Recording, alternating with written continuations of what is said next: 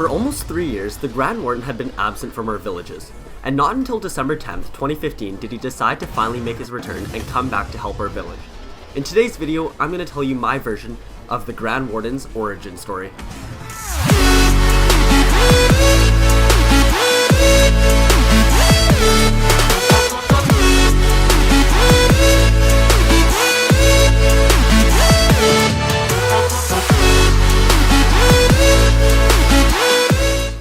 Way back in the days, before there was a barbarian king, before there were town halls, and even before there was literally anything else, the world was just a vast landscape of land and water.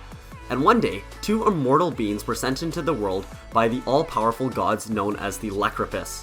The two brothers were the very first troops ever in the village, and were blessed with incredible powers thanks to the Elixir gods.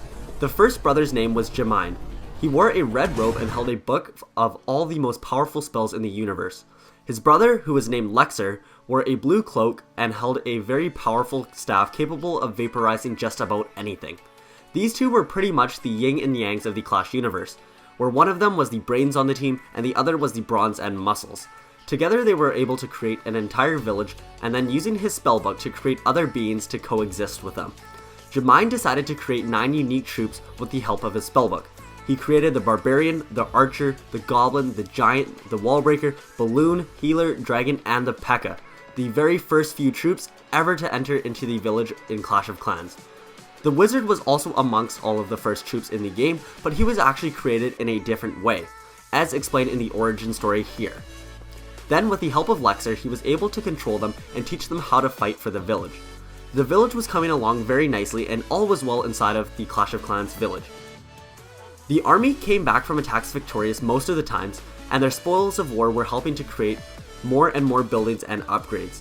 With all these extra resources, the two brothers also decided to create a troop dedicated to building and upgrading things in the village, just to help speed things up some more.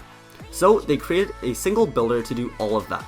The builder was a fantastic at his job, and the two brothers couldn't believe that they didn't think of making a builder sooner. They ended up liking the builder so much that they wanted to make a second one as well. But once they created the second builder, he refused to work unless the brothers gave him 500 gems. And even though the brothers were incredibly powerful and had a spellbook with all known spells, there was no spell capable of duplicating gems, truly making gems the rarest resource in the village. So the brothers attempted to round up enough gems to pay the builder his extra fee. However, they could not come up with enough to pay him his 500 gems. So presented with the challenge, the brothers were determined to find a new way of duplicating gems using a brand new spell. So Jamine studied long and hard for a few days until he finally came up with a possible solution.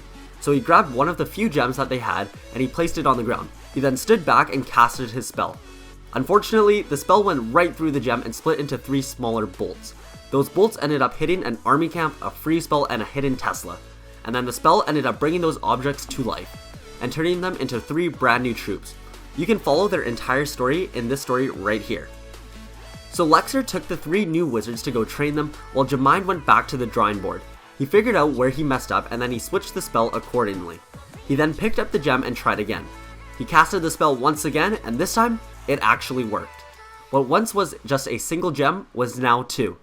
He then casted the spell again and again and again, until there were thousands of gems in front of him.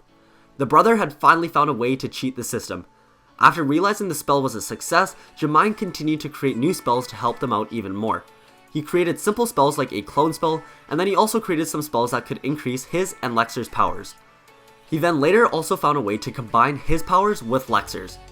Together they could become an even more unstoppable force, and rather than just winning most battles, they could win every single battle. So Jamine used the spell on themselves and they ended up merging together. Their cloaks combined, creating a purple cloak with a hood.